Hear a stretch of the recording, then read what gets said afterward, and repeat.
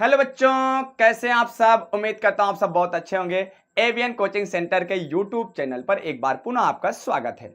आज की इस वीडियो सेशन में हम 12th फिजिक्स के एक और महत्वपूर्ण टॉपिक का निपटारा करने जा रहे हैं।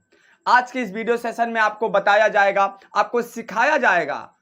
देखो, यहां पर पढ़ाया नहीं सिखाया जाता है। आपको सिखाया जाएगा अन्योन्य प्रेरण गुणांक किस प्रकार से प्राप्त करेंगे और साथ ही साथ दो समतल कुंडलियों के मध्य अन्योन्य प्रेरकत्व का व्यंजक किस प्रकार से प्राप्त करेंगे। चलिए, सबसे पहले हम समझते हैं अन्योन्य प्रेरण व अन्योन्य प्रेरण गुणांक होता क्या है। इसमें क्या होता है, दो कुंडली होती है। दो कुंडली पास पास अगर रखी होती है, पहले कुंडली में विद्युत धारा प्रवाहित करते हैं तो दूसरे कुंडली से बद्ध चुंबकीय फ्लक्स में परिवर्तन हो जाता है, जिसके कारण उसमें प्रेरित विद्युत वाहक बल उत्पन्न हो जाती है और जिसके कारण उसमें प्रेरित धारा उत्पन्न हो जाती है और यह घटना ही कहलाती है अन्योन्य प्रेरण। आई बात समझ में? क्या है कि दो कुंडली, मतलब बोलोगे क्या, इसके डेफिनेशन कैसे लिखोगे। जब दो कुंडली पास पास रखी होती है तो पहली कुंडली में धारा प्रवाहित करते हैं, जिसके कारण पहली कुंडली से बद्ध माने जो जुड़ा हुआ होता है दूसरी कुंडली, उसके चुंबकीय फ्लक्स में क्या हो जाता है, परिवर्तन हो जाता है, जिसके कारण इसमें प्रेरित विद्युत वाहक बल उत्पन्न हो जाती है और उसके कारण इसमें प्रेरित धारा उत्पन्न हो जाती है। कहने का मतलब, जो इसमें धारा प्रवाहित करते हैं इसके कारण इसके चुंबकीय फ्लक्स में क्या हो जाता है, परिवर्तन। तो हाँ, यहां हम लिख सकते हैं चुंबकीय फ्लक्स में जो परिवर्तन है अर्थात फाई, पहले में हम चुंबकीय फ्लक्स में परिवर्तन करते हैं जिसके कारण दूसरी कुंडली से बद्ध चुंबकीय फ्लक्स में क्या हो जाता है, परिवर्तन, जिसके कारण उसमें प्रेरित धारा उत्पन्न हो जाती है। अर्थात phi is proportional to I. Proportionality हटाएंगे, एक कांस्टेंट हो जाएगा, तो फाई बराबर हो जाएगा एम आई। यहां तक बात समझ में आया। तो जहां यम क्या है, यम क्या है, अन्योन्य प्रेरण गुणांक है। इसी को अन्योन्य प्रेरकत्व भी बोलते हैं, अन्योन्य प्रेरण गुणांक, इसी को अन्योन्य प्रेरकत्व भी कहते हैं। अब यहां से यम बराबर क्या हो जाएगा, फाई अपान आई।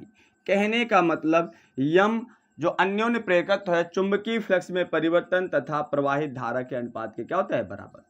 हम धारा किस में प्रवाहित करेंगे, पहली कुंडली में, और दूसरी कुंडली से बद्ध चुंबकीय फ्लक्स में क्या हो जाएगा, परिवर्तन। इसी को बोलते हैं हम क्या, अन्योन्य प्रेरकत्व। इतनी बातें समझ में आई। तो फिर से समझिए क्या है अन्योन्य प्रेरण और अन्योन्य प्रेरण गुणांक क्या है। यदि जब दो कुंडली पास पास रखी होती है तो पहली कुंडली में धारा प्रवाहित करते हैं, जिसके कारण दूसरी कुंडली से बद्ध, जो पहली कुंडली से बद्ध होता है चुंबकीय फ्लक्स, उसमें दूसरी कुंडली में क्या हो जाता है, चुंबकीय फ्लक्स में परिवर्तन हो जाता है, जिसके कारण उसमें प्रेरित विद्युत वाहक बल उत्पन्न हो जाती है और जिसके कारण उसमें प्रेरित धारा प्रवाहित हो जाती है। अर्थात फाई इज प्रोपोर्शनल टू आई। अर्थात पहले कुंडली में हम धारा आई प्रवाहित किए, एक चुंबकीय फ्लक्स में परिवर्तन के अनुक्रमानुपाती होगा, तो फाई के अनुक्रमानुपाती होगा, चाहे इसको फाई भी लिख सकते हो। तो फाई बराबर क्या हो जाएगा, यहां प्रोपोर्शनलिटी हटाओगे, एक कांस्टेंट हो जाएगा, वो कांस्टेंट क्या है, एम, और यम ही क्या है, अन्योन्य प्रेरण गुणांक या अन्योन्य प्रेरकत्व है। तो यम बराबर इधर आई मल्टीप्लाई है, इधर क्या हो जाएगा, डिवाइड होगा। तो समझ में आया, कॉन्सेप्ट क्लियर हुआ ना। तो चलिए आगे चलते हैं, हम इस टॉपिक का निपटारा करते हैं। क्या है, ए डेरिवेशन बार बार पूछा जाता है कि क्या दो समतल कुंडलियों के मध्य अन्योन्य प्रेरकत्व या अन्योन्य प्रेरण गुणांक एक ही चीज है। यहां पर हम देखते हैं दो समतल कुंडली है, समांतर कुंडली है, वृत्ताकार कुंडली है, मान लेते हैं, माना दो समांतर वृत्ताकार कुंडली है।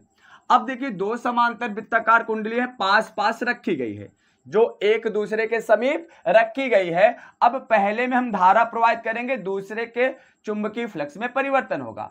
अब हम इस वृत्ताकार कुंडली में मान लेते हैं, पहले वृत्ताकार कुंडली P है, दूसरा वृत्ताकार कुंडली Q है।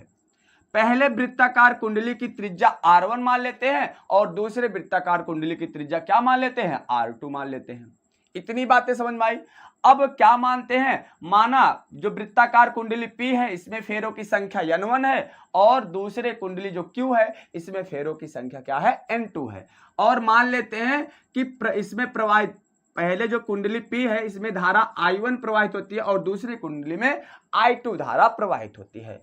तो अब इसके लिए हम लिखेंगे अन्योन्य प्रेरकत्व का व्यंजक प्राप्त करेंगे, अन्योन्य प्रेरण गुणांक का व्यंजक प्राप्त करेंगे। तो यही चीजें हमने यहां पर लिख दिया है जो अभी हमने बताया, इसको नोट करिएगा।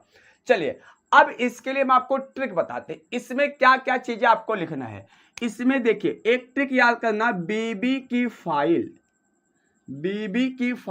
मैं ले गया, बीबी की फाइल, देखो बीबी की फाइल मैं ले गया। एक ट्रिक है, ट्रिक से याद रखो क्या चीजें निकालना है, बी माने चुंबकीय क्षेत्र निकालना है किसमें, कुंडली P पर, और चुंबकीय फ्लक्स में परिवर्तन होगा किसमें, कुंडली Q में निकालना है, फिर अन्योन्य प्रेरण गुणांक निकाल लेना है। तो आई बात समझ में। हमें क्या निकालना है, बी माने चुंबकीय क्षेत्र निकालना है, वृत्ताकार कुंडली के केंद्र पर चुंबकीय क्षेत्र निकालना है, फिर उससे बद जो द्वितीय कुंडली में क्या हो रहा है, चुंबकीय फ्लक्स में परिवर्तन, उसको निकालना है, फिर अन्योन्य प्रेरकत्व निकालना है, डेरिवेशन आ जाएगा। तो आया समझ में। तो दिमाग में क्या रखना है, बीबी की फाइल मैं ले गया। देखो हम समझाते हैं यहां से, देखो इसको यहां पर हम लिख देते हैं, बी फिर फाइव बी फिर एम माने बीबी की फाइल मैं ले गया। तो पहले बी निकालेंगे, तो क्या, वृत्ताकार कुंडली के केंद्र, वृत्ताकार कुंडली के केंद्र पर चुंबकीय क्षेत्र, तो पहले चुंबकीय क्षेत्र ही निकालेंगे ना, बी निकालेंगे। अब देखिए चुंबकीय क्षेत्र क्या होता है, आप पढ़े हो बी बराबर म्यू नॉट एन आई। देखो यहां पर यन की जगह देखो फार्मूला क्या होता है, बी बराबर mu not an I upon 2r, यही होता है वृत्ताकार कुंडली के केंद्र पर चुंबकीय क्षेत्र। ठीक है, इसका डेरिवेशन कराया जा चुका है और आपको पता भी होगा, अगर नहीं पता होगा तो याद रखना यही होता है, और इसका डेरिवेशन है प्लेलिस्ट में जाकर देख सकते हो। अब देखो म्यू नॉट, यहां पर फेरों की संख्या क्या है, N1, तो यहां पर मैंने N1 लिख दिया। फिर I, धारा क्या है, I1 है, तो हमने I1 लिख दिया इसकी जगह, बटे 2 और R माने त्रिज्या, इसकी त्रिज्या क्या है R1, 2R1, इसको मान लो समीकरण नंबर 1। यहां तक बातें समझ में आई, उम्मीद करता हूं आप सबको ये समझ में आ रहा होगा। ठीक, चलिए आगे देखिए। अब हमें क्या निकालना है, बी हो माने बी हो गया, चुंबकीय क्षेत्र हो गया। अब फाइव बी माने फाइल, अर्थात जब हम पहले कुंडली में धारा प्रवाहित करेंगे इससे बाद द्वितीय कुंडली के चुंबकीय फ्लक्स में परिवर्तन होगा, तो किस पर, कुंडली Q के चुंबकीय फ्लक्स में परिवर्तन, चुंबकीय फ्लक्स में परिवर्तन। अब क्या हो जाएगा यहां से समझिए, तो देखिए फाई, देखो आपको पता है क्या होता है, फाई बराबर होता है NBA। तो देखो फाई बराबर हो जाएगा n का मतलब यहां पर फेरों की संख्या क्या है, N2, फिर B और A का मतलब क्या है, क्षेत्रफल, और ये वृत्त है, वृत्त का क्षेत्रफल क्या होता है आपको पता है, वृत्त का क्षेत्रफल पाई आर स्क्वायर होता है, तो हो जाएगा पाई, आर की जगह क्या है, यहां पर आर की जगह क्या है, R2 है, तो पाई R2 स्क्वायर रख देंगे यहां पर वैल्यू, तो फाई बराबर हो जाएगा N2B पाई R2 स्क्वायर। अब B की वैल्यू रख दो, B का मान रखो।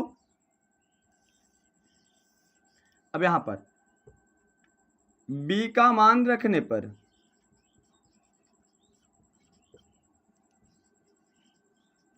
B का मान रख दीजिए, क्या हो जाएगा, फाई बराबर, देखिए N2 और B की जगह क्या हो जाएगा, म्यू नॉट N1 I1। ठीक है, और देखो N2 हो गया, B की जगह क्या हो जाएगा, म्यू नॉट N1 I1 बटे कितना 2R1, इंटू क्या है पाई R2 स्क्वायर, तो पाई R2 स्क्वायर। इतनी बातें समझ में आई। अब हमें क्या निकालना है, अन्योन्य प्रेरकत्व। तो देखो बी हो गया, फिर फाई भी हो गया, अब क्या निकालना है अन्योन्य प्रेरकत्व, माने बीबी की फाइल मैं ले गया, मैं माने अन्योन्य प्रेरकत्व। तो क्या हो जाएगा अन्योन्य प्रेरकत्व, अन्योन्य प्रेरकत्व यम बराबर क्या होता है, अभी देखो यहां से यम बराबर क्या है फाई अपान आई, तो हो जाएगा क्या फाई अपान आई। आई का मतलब किसके लिए भैया, कुंडली पी के लिए, तो क्या हो जाएगा धारा किस क्या बह रही है I1, तो वैल्यू रख दो, फाई की वैल्यू उठाकर रखो वहां पर, तो कितना हो जाएगा फाई बराबर एम बराबर क्या हो जाएगा एम बराबर, अब देखो यहां समझो ध्यान से, फाई की वैल्यू पूरा रखो यहां पर, पहले हम लिख देते हैं इसको क्रम से लिख देते हैं म्यू नॉट, फिर N1 N2 को एक साथ कर देते हैं N1 N2 एक साथ कर दिए, फिर I1 लिख दिए धारा I1, फिर पाई, फिर R2 स्क्वायर, इतना लिख दिए, बटे में क्या है 2R1। देखो इसको मैं ऐसे लिख सकते ना, फाई गुड़े 1/I1 लिख सकते हो, कोई दिक्कत नहीं। तो इसको गुड़े फाई का वैल्यू लिख दिए, फिर 1/ क्या बचा I1, I1 से I1 क्या हो जाएगा कैंसिल, यहां पर I1 था ना, I1 से I1 कैंसिल, तो बचा क्या m बराबर म्यू नॉट N1 N2 पाई R2 स्क्वायर बटे 2R1। यही हो गया दो समतल कुंडलियों के मध्य अन्योन्य प्रेरकत्व, जो कि बार बार बोर्ड एग्जाम में पूछा जाता है, तो स्क्रीनशॉट लीजिए। तो आज का वीडियो सेशन कैसा लगा दोस्त, कमेंट करके जरूर बताइएगा।